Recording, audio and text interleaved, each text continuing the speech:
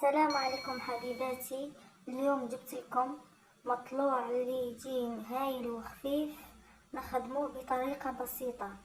هيا نبداو بالمقادير. عندي 3 كيسان دقيق، ما يكون رقيق ما يكون خشين. 3 كيسان وعندي 2 كيسان فرينة.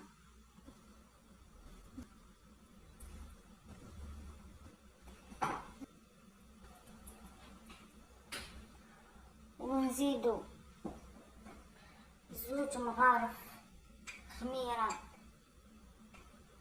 الخبز،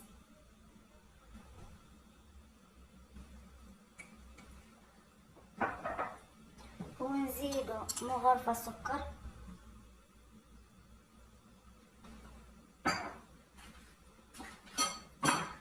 ونزيدو مغرفة صغيرة خميرة كيميائية، خميرة نوارة. هنايا ما نديروش الملح نضيفوه في الاخير، عطاش الملح ما يخليش الوسمو العجينه تاعنا تخمر سمسم.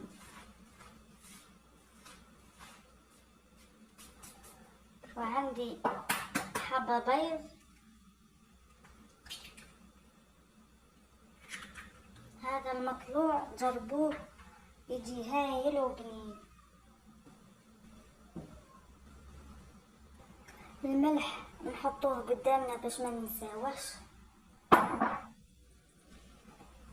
نديرو هذه العجينة نلموها بالماء يكون دافي. نديرو 3 كيسان ماء. على الاول نبداو بشويه،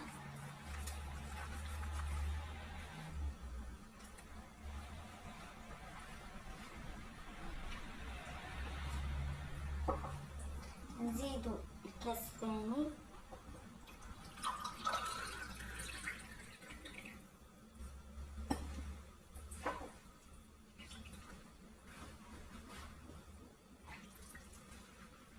نلموها.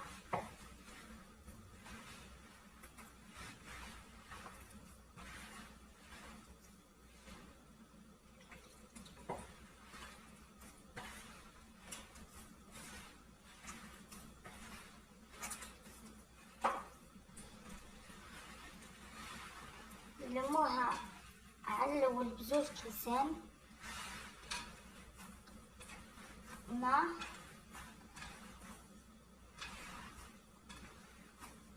والكاس الثالث نشوفوا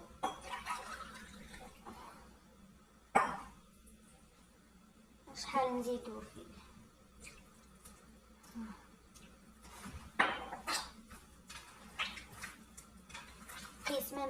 قسما نلمو العجينة ونخليوها تخمر وترتاح لمدة 10 دقائق، ونعاودو نوليو ليها نعجنوها.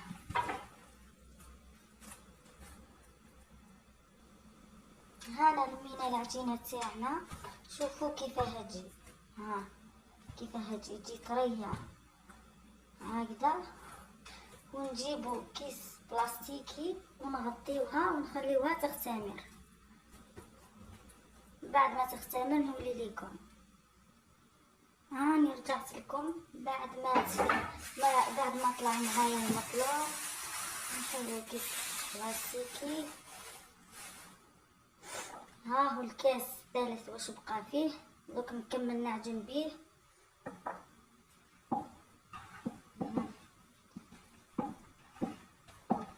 نحطوه هنا وما ننساوش الملح. نعجنوه قبل لمدة 5 دقائق بلا ما نزيدو له الماء. لازم تتبعوا الخطوات باش يجيكم ناجح. نعجنوه هكذا قبل ما نزيدو له الماء.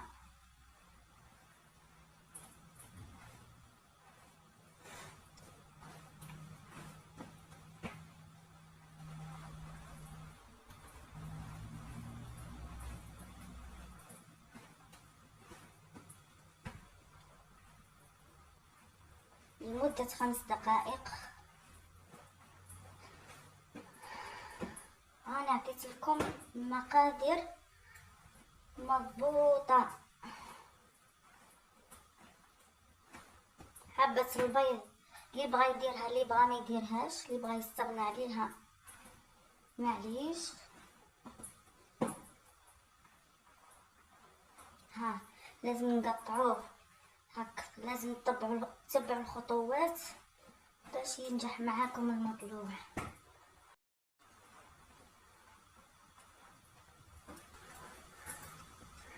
هاني وليت ليكم بعد ما عجنتو لمدة 5 دقائق بلا ما دوكا بلا ما ننساوش الملح.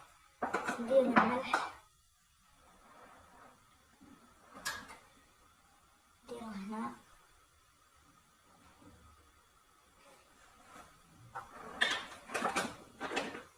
نديرو اللي بغات دير السينوج دير.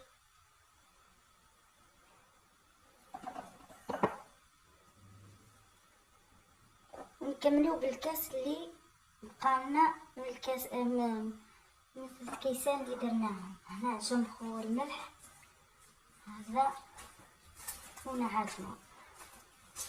انا راني عطيت لكم على طريقتي انا كيف راني نعجن المطلوع.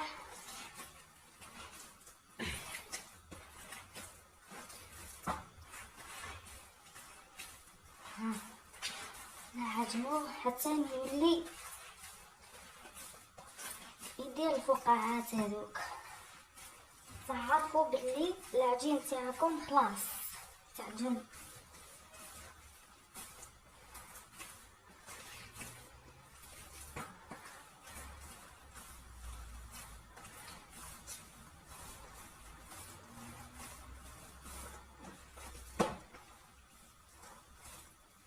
هذه المقادير اللي عطيتها لكم. نحي لكم 3 خبزات مطلوع.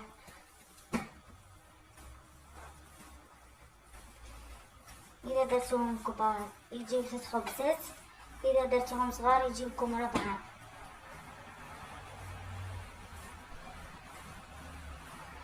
نكمل نعجنها ونولي ليكم. هاني وليت ليكم بعد ما عجنته. ها واش بقى من الكاس الثالث ماء. ها واش دالي 2 كيسان ونص ماء. والعجينه شوفي كيفاه تجي، تجي نورمال برك. لازم تتبعوا التفاصيل، لازم تتبعوا كيفاه يتعجن وكيفاه نديروه باش ينجح معاكم المطلوب. هنا خلاص. ها باستعانة الزيت هكذا قرصهم. ها نحلي 3 خبزات. ها ها ها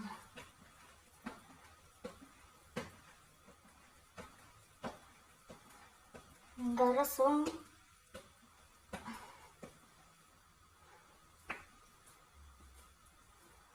نجيبو طرشونة نحطوهم في طرشونة. ها نعتذر على الكوزينة تاعي صغيرة. نحطوهم في طرشونة. ها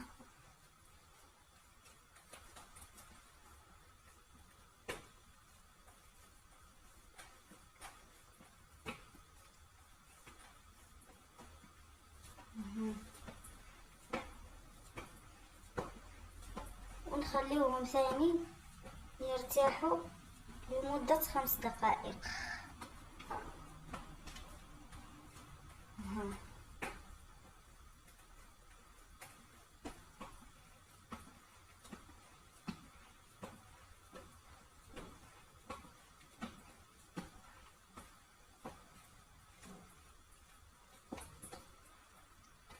نخليهم يرتاحوا ومن بعد ولينا ليكم بعد ما ارتاح نوليو اللي قرصناها الاولى. هذه هي. نقلبوهم هكذا، لازم تتبعوا الخطوات هكذا. بالاستعانة باقي ورق الطهي يتخاك يلصقلها، ديروا في ورق الطهي. كرسيه هكا.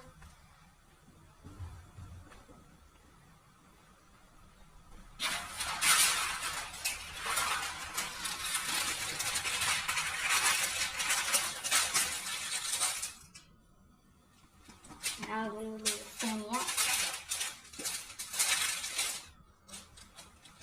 صدقوني المبتدئة تقدر ديرو وينجح لها،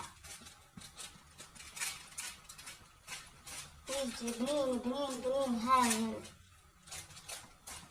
يجي خفيف.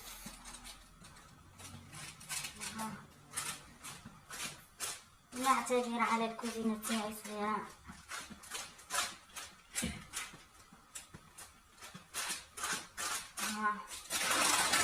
نعاودو نقلبوها.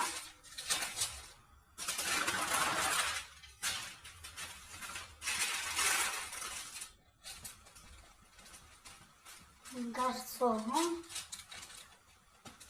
ونعاود نولي لكم بعد ما قرصتهم. نخليوهم يختمروا ونطيبوهم. صدقوني رايح ينجح معاكم اذا جربتوه.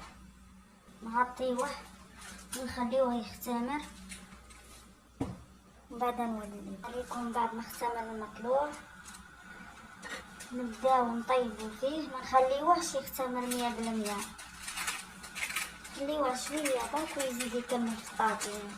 بسم الله على بركة الله.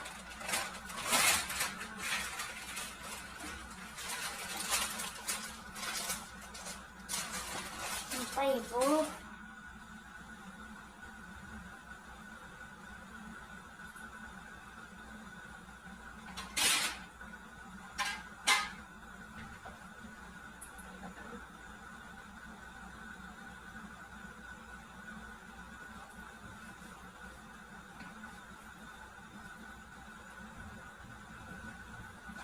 نطيبوه.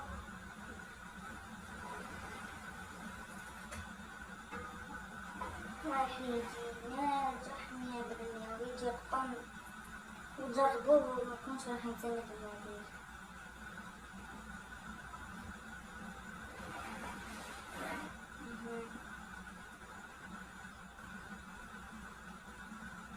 شوفوا كيف يزيد مثل الطاجين. الحين نكملوه ونطيبوه ونتلاقاو في طبق التقديم ان شاء الله. ها رجعنا ليكم بعد ما طاب المطلوع. ها هو كيفاه جا، يجي هايل هايل هايل، يجي بنين. نتمنى من قلبي تجربوه وتعطوني رأيكم.